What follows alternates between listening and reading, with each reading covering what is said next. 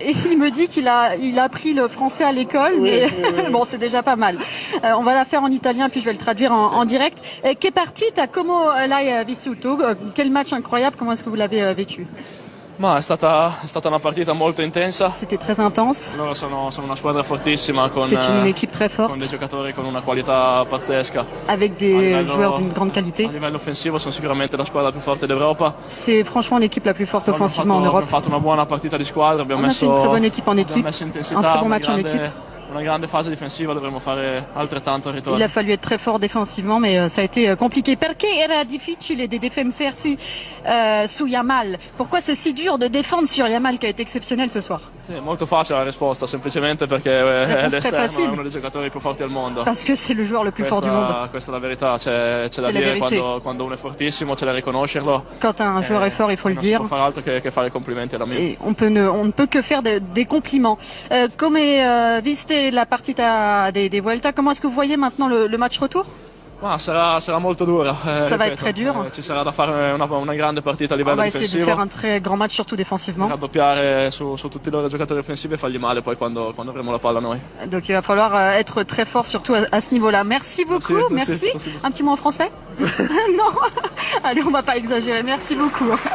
Je vois que Mkhitaryan est avec Margot, Henrik Mkhitaryan, et elle va pas avoir besoin de ses talents de langue étrangère puisqu'il parle très bien français. Ouais. Oui, il parle très bien français puisque sa maman est francophone notamment. Henrik, quel match fou. Comment est-ce qu'on le vit sur le terrain quand on est joueur, un match comme celui-ci? Pas facile. C'était pas un match facile et on a essayé de faire notre mieux. On a essayé d'avoir le ballon le plus possible, mais c'était difficile parce que les jeunes joueurs de Barcelone, ils pressaient très bien. C'était très dur de tenir le ballon, mais on a essayé quelques fois, même deuxième mi-temps, on a fait plusieurs fois, mais on n'a pas réussi à finaliser les moments. Mais quand même, on doit être fier d'avoir un grand match ici, jouer 3-3 et le match est encore ouvert. On peut essayer de faire mieux au retour et de gagner le match. En face, il y a eu quand même un poison, Yamal, qui a fait passer une sale soirée à Di Marco notamment. Bastoni nous disait que c'est le meilleur joueur du monde. Qu'est-ce que vous en pensez et comment vous avez vécu ce match face à lui? Il y a tout le monde qui voit quel joueur il est, Yamal. Et c'était vraiment très difficile parce que c'est un joueur très très fort. On a essayé de faire notre mieux de le fermer, de l'arrêter, mais c'était pas facile parce qu'il a un grand talent. Et j'espère que au retour on va faire mieux et on va pas le laisser jouer. Il y aura autant de spectacles au retour ou pas? Ouais, on espère de jouer bien, d'avoir un résultat positif pour nous et de passer le tour. Ça va pas être facile, mais on doit faire notre mieux. Merci beaucoup Henrik et merci. Et bravo pour ce spectacle. Henrik Mkhitaryan, dont je rappelle qu'il a grandi dans la région de Valence dans la Drôme, fief de la communauté arménienne où son papa était footballeur dans le club de Valence. Petit enfant, il a appris le français à l'école, voilà pourquoi il le maîtrise aussi bien. On en était dans notre résumé à 2-1, au Barça qui était revenu à 2-1. Marcus Thuram avec Margot. Oui, Marcus, on se rappelait nos interviews en Ligue 2 à l'époque à Guingamp et on se retrouvait en Ligue des Champions, c'est magnifique. Marcus, faut nous raconter un petit peu ce scénario fou. Est-ce que vous avez déjà vécu un match comme celui-là et comment on en ressort? On en sort satisfait, on en ressort très fatigué. Mais on sait que c'est entre guillemets que la première mi-temps parce qu'on a encore un match la semaine prochaine à la maison devant nos supporters. Et j'espère que ce sera un grand match. On aimerait parler de votre but, magnifique Madjer, déjà le geste, et puis derrière il y a aussi cette célébration. Est-ce qu'il y a un rapport avec votre papa? Est-ce que c'est un petit clin d'œil? Ah non, il n'avait pas fait ça. Il n'avait pas fait ce geste-là. Non, ça n'a rien à voir avec papa. Parlez-nous en tout cas de ce but. On a bien commencé le match, on savait qu'il tenait la ligne haute. Donc on a réussi à trouver Denzel Dumfries sur le côté, lancé, il a centré, je pense que le défenseur il glisse. Et après le seul moyen pour moi de la mettre dans les buts c'est en talonnant et donc ça a marché. C'est quand même un but très spectaculaire à l'image de ce match. Il y a eu Yamal en face qui vous a fait beaucoup de mal. Je vous ai vu un moment aller voir Di Marco lui glisser un petit mot parce que son match était compliqué face à lui. Qu'est-ce que vous lui dites à ce moment-là? Non, je l'encourageais, je lui disais que c'était normal qu'il passe. C'est Lamine Yamal, il va toujours passer quoi qu'on fasse, mais qu'il fallait rien lâcher, qu'il fallait continuer et le fatiguer. Mais les joueurs comme ça, on les arrête pas tout seul, on les arrête en équipe. Qu'est-ce qu'il faut garder? Qu'est-ce qu'il faut jeter peut-être pour le match retour? Franchement, je suis pas assez lucide pour vous répondre tout de suite. Il faudrait que je revoie le match. Mais en tout cas, on a fait des belles choses. Mais ce sera encore un match compliqué la semaine prochaine chez nous. Peut-être une prise à 2 sur Yamal? Prise à 11 même peut-être. Mais bon, on verra ce que le coach nous demande. C'est le meilleur joueur du monde pour vous? Le meilleur joueur du monde, non, je pense pas. Le meilleur joueur du monde, il est français. Le deuxième, je pense qu'il est aussi français. Peut-être le troisième. Ousmane et Kylian. Ousmane et Kylian, très bien. Bon, merci en tout cas. On espère un match aussi spectaculaire au match retour alors. J'espère, merci. Merci. Marcus Thuram, on avait compris l'allusion à ces deux coéquipiers. Alors oui, j'avais un petit doute effectivement avec Lang sur la voie. Donc Lilian, c'était ça.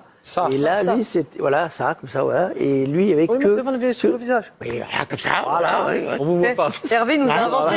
Il nous a inventé une célébration. Et là, lui, il y avait que les deux. Il a fait comme ça, Thuram. Lilian Thuram. Bon, bref, c'était pas une allusion à la joie de son papa après le France-Croatie. On était sur les buts de corner. Oui. Parce que vous nous disiez que l'Inter marque beaucoup sur le corner, plus qu'Arsenal. Hein. Oui, c'est la meilleure équipe dans ce domaine cette saison en Europe. 18 buts sur corner. Et surtout, ce qui est intéressant, c'est que là, dans ces matchs qui comptent en Ligue des Champions, en quart de finale contre le Bayern et ce soir lors de cette demi-finale aller, on se rend compte qu'ils ont déjà marqué 4 de leurs 7 buts de cette manière-là. Ouais. Et eux aussi doivent avoir un entraîneur pour les coups de pied arrêtés parce qu'on les voit tactiquement, ils sont bien en place. Nicolo Jovero. C'est l'italien, non? Oui. Si, vero. Nicolo. Il y avait 2 partout à la mi-temps. Non, 3-2. On est à 3-2, je m'y perds. On est à 3-2. On est déjà on est déjà en seconde période. Il reste quand même un but. Et il reste un but, effectivement. Yamal, il a fait un grand match, mais enfin, j'espère que le sort du match ne va pas être décidé aussi par les blessures, parce qu'on a vu que les absences, notamment défensivement au Barça, avaient quand même largement déséquilibré l'équipe. Et le match retour arrive très vite, c'est mardi. Pardon, mais Hansi Flick est avec Margot, l'entraîneur du Barça. En allemand. Ja, genau, auf Deutsch. Alors, on va le faire en allemand et puis je vais le traduire en direct. Wie haben Sie dieses Spiel heute erlebt? Das war unfassbar, unglaublich. Comment est-ce que vous avez vécu ce match ce soir qui était juste incroyable? Ja, es war ein schlechter Start, wenn man das so sagen möchte, aber wir sind gut zurückgekommen. C'était un peu difficile au début, mais on est vite revenu. Und muss sagen, wir haben ein sehr gutes Spiel gemacht. On a fait un très bon match. Die Fans waren begeistert, man hat auch die Stimmung excités, c'était incroyable comme ambiance. Im Stadion gesehen, wie die Fans uns unterstützen. Ils nous ont vraiment poussé. Von daher muss man schon sagen, war ich begeistert, auch wie wir zurückgekommen sind. Donc je suis même moi impressionné par la manière dont on est revenu dans ce match. Lamine Yamal hat ja ein tolles Spiel heute Abend gespielt, wirklich unfassbar. Wie ist es, so einen Spieler zu trainieren? Und ist er der Nachfolger von Messi? Yamal a fait un match incroyable ce soir. Comment c'est d'entraîner un joueur comme celui-là? Et est-ce que c'est le successeur de Messi à vos yeux?